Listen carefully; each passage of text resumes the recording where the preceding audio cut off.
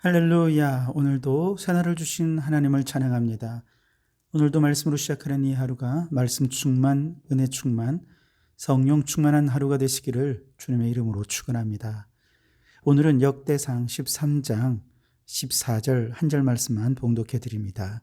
하나님의 말씀을 경청하시기 바랍니다. 하나님의 교회가 오벳에돔의 집에서 그의 가족과 함께 석 달을 있으니라. 여호와께서 오벳에돔의 집과 그의 모든 소유에 복을 내리셨더라. 아멘. 오늘도 이 말씀을 통해 우리에게 주신 하나님의 음성을 듣게 되기를 바랍니다.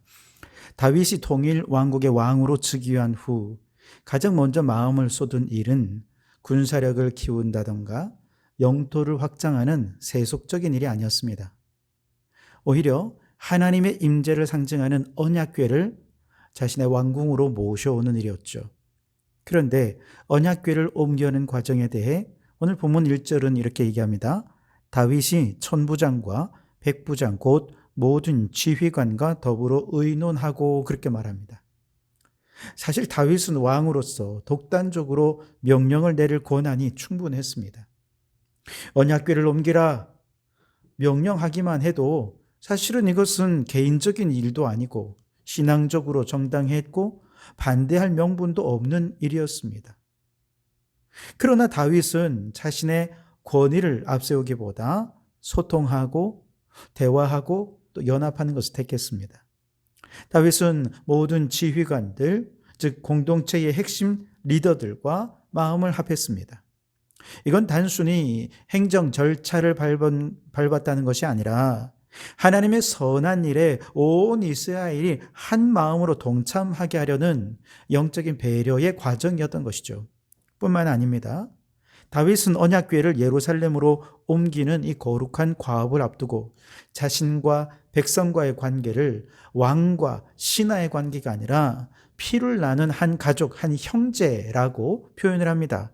2절에 보시면 다윗이 이스라엘 온 회중에게 이르되 만일 너희가 좋게 여기고 또 우리 하나님 여호와께로 말미암았으면 우리가 이스라엘 온 땅에 남아있는 우리 형제와 또 초원이 딸린 성읍에 사는 제사장과 레위 사람에게 전령을 보내 그들을 우리에게로 모이게 하고 그랬습니다. 다윗은 전적으로 백성들의 의견을 존중하고 그들을 형제라고 부르면서 상호 간의 친밀한 관계를 강조하고 있습니다. 그 어디에도 왕으로서의 권위의식이나 자기 자신을 내세우려는 교만한 모습 찾아볼 수가 없습니다. 여러분, 이상적인 리더십은 나의 비전을 사람들에게 강요하는 게 아니라 공동체가 그것을 하나님의 비전으로 받아 안아 공유하게 하는 것입니다. 리더가 권위를 내세우며 의무적으로 따라오게 하는 것이 아니라 모든 권위의식이나 교만함을 내려놓고 같은 한 믿음의 형제, 자매로서 서로를 존중하면서 스스로가 자발적으로 하나님 나라의 비전에 공감하고 뜨거운 사명감으로 헌신할 수 있도록 해야 한다는 것이죠. 때로 그 비전을 잘 이해를 못한다면 이해하고 자발적으로 헌신할 때까지 기다려줄 필요도 있겠죠.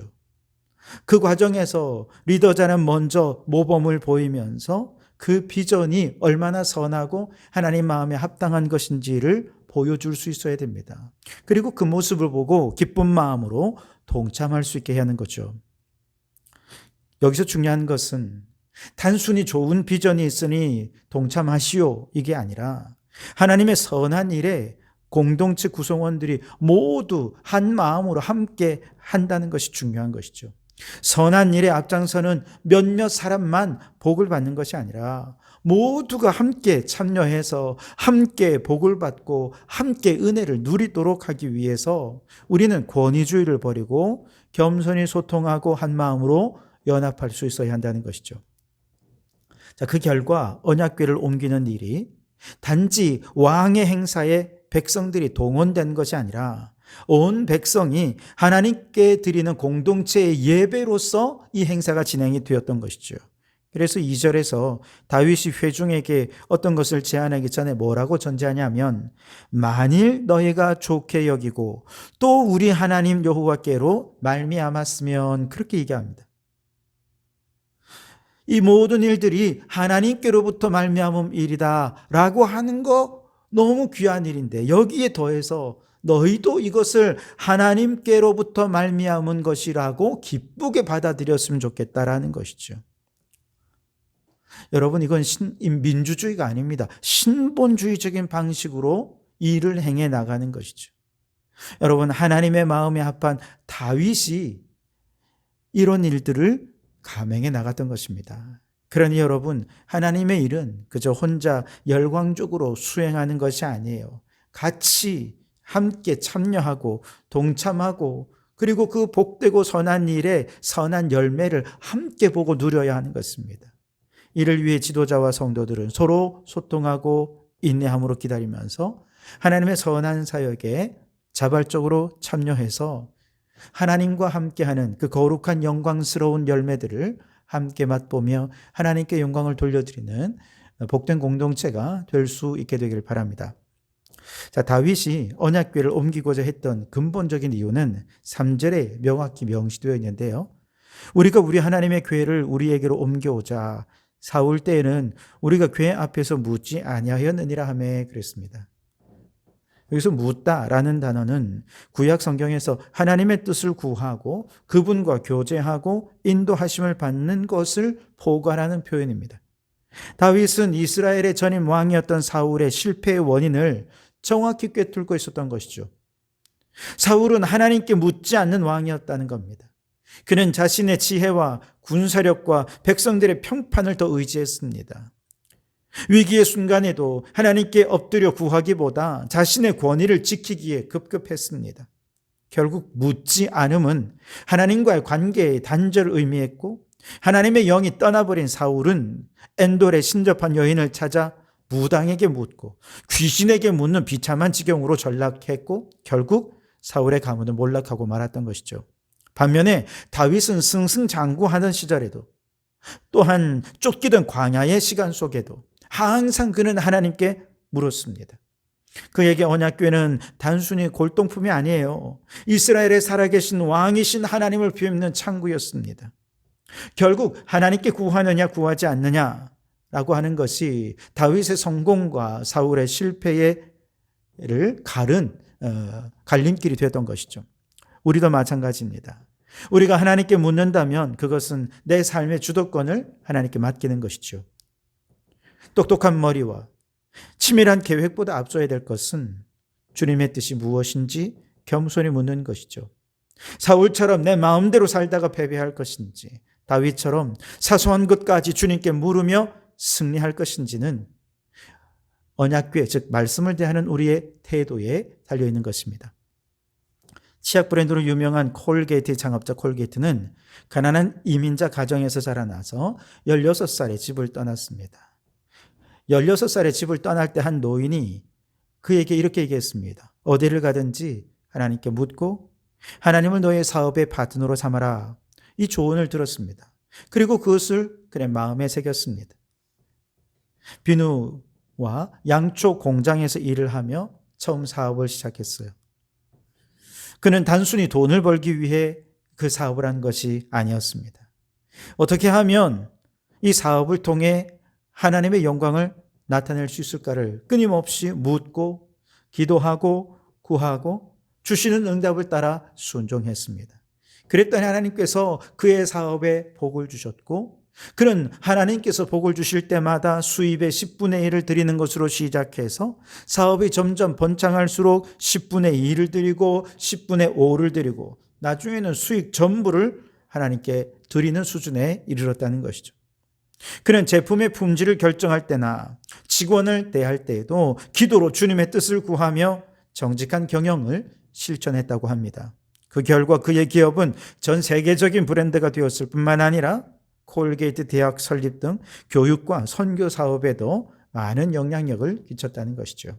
여러분, 우리가 무엇을 하든 먼저 주님께 구하고 주님께서 주신 응답에 순종한다면 하나님께서 반드시 우리와 동행해 주시고 그 걸음을 선하게 인도해 주실 줄 믿습니다. 바라기는 우리 성도들이 주님께 구하는 삶으로 인생에서도 다윗처럼 복을 받는 우리 성도들이 되실 수 있기를 주님의 이름으로 축원합니다. 자, 이제 철저히 준비해서 다윗이 언약궤를 다윗 왕궁으로 옮깁니다. 그러나 언약궤를 옮기는 축제 현장은 순식간에 베레스 우사, 심판과 통곡의 현장으로 바뀌죠. 소들이 날뛰자 언약궤가 떨어질 것을 염려한 그것을 막으려고 손을 댄 우사가 그 자리에서 즉사하지 않습니까? 이 사건은 다윗뿐만 아니라 함께 춤추며 기뻐하면서 이 일을 진행했던 모든 백성들에게 큰 충격이 되었습니다. 다윗은 모든 준비가 완벽하다고 생각했어요. 무엇이 문제였는지 도무지 알 수 없습니다. 그저 두려움만 가득했죠. 12절에 그날에 다윗이 하나님을 두려워하여 이르되 내가 어떻게 하나님의 궤를 내 곳으로 오게 하리요 하고 그랬습니다. 다윗은 두려움에 사로잡혀 언약궤를 성으로 들이지도 못하고 가드 사람 오베데돔의 집으로 언약궤를 보냅니다. 그런데 여기서 아주 놀라운 반전이 일어나죠. 14절에 하나님의 궤가 오베데돔의 집에서 그의 가족과 함께 석 달을 있으니라. 여호와께서 오베데돔의 집과 그의 모든 소유에 복을 내리셨더라. 아멘. 우사의 죽음을 본 모든 사람들이 두려움을 떨며 궤를 피했습니다. 아무도 그 궤를 모시려 하지 않았어요. 그런데 오벳에돔은 그 궤를 받아들였습니다. 그는 하나님의 임재가 가져오는 거룩한 두려움을 알면서도 그분을 향한 경외심으로 궤를 정성껏 모셨어요. 하나님께서는 그 석 달이란 짧은 기간 동안 오벳에돔의 집과 그의 소유에 복을 쏟아부으셨습니다. 여러분, 우리가 하나님을 가까이 하는 것, 그건 매우 두려운 일임에 틀림이 없습니다. 그렇기에 하나님을 가까이 하는 우리의 신앙의 삶은 더 조심스럽고 더 경건하고 더 거룩해야 되겠죠. 그러나 그 두려운 마음을 하나님을 경외하는 마음으로 모셔드리는 것이 축복이죠. 두렵기 때문에 하나님을 멀리하는 것이 아니라 오히려 두려운 마음으로, 떨리는 마음으로 하나님을 더 가까이, 더 깊이 모셔드릴 때 세상이 줄 수 없는 놀라운 축복을 누리게 될 것입니다. 다윗은 우사의 사건으로 슬퍼하며 멈춰섰지만 오베데돔은 모두가 멈춘 그 자리에서 하나님의 복을 경험한 자가 되었습니다. 루마니아의 유대계 기독교 목사였던 리처드 범브란트 목사님은 공산 정권 아래에서 신앙을 지키다가 14년 동안 투옥되었습니다. 그 중에 3년은 빛 한 점 들어오지 않는 지하 독방에 갇혀서 누구와도 말할 수 없는 완벽한 인생의 정지 상태를 경험하게 됩니다. 그곳은 육체적으로 고문과 질병이 있었고요. 정신적으로는 고독사할 것 같은 엄청난 공포의 자리였습니다. 그러나 그는 그 고요한 멈춤의 자리에서 오직 주님과만 대화하며 말로 다 할 수 없는 영적 황홀경과 기쁨을 경험합니다. 그는 벽을 두드려 옆방 죄수들에게 복음을 전했고 고통 속에서도 감사의 찬송을 불렀습니다. 그리고 그 다음 석방한 다음에는 순교자의 소리라고 하는 단체를 설립해서 핍박받는 전 세계 그리스도인들을 돕는 사역자로 활동하게 되었습니다. 범브란트 목사님에게는 지하 감옥이라는 멈춤의 자리가 오히려 전 세계적인 선교 사역을 시작하는 축복의 발원지가 된 것이죠. 많은 사람들이 실패 때문에 혹은 건강상의 이유로 삶을 멈추곤 합니다. 그 멈춘 그 자리에서 많은 분들은 좌절하고 절망하며 허송세월을 보내죠. 그러나 우리 믿음의 사람들은요, 오히려 모두가 멈춘 그 자리에서 하나님이 주신 축복을 누릴 수 있어야 됩니다. 오베데돔처럼 하나님을 적극적으로 삶의 중심에 모시고 실패한 순간 더욱 예배하고 건강을 잃어버린 순간 더 하나님께 나아와서 하나님께 경건하게 예배하고 섬김으로 하나님께 주시는 복을 누리기 바랍니다. 혹 여러분의 인생은 지금 멈춰 계시진 않습니까?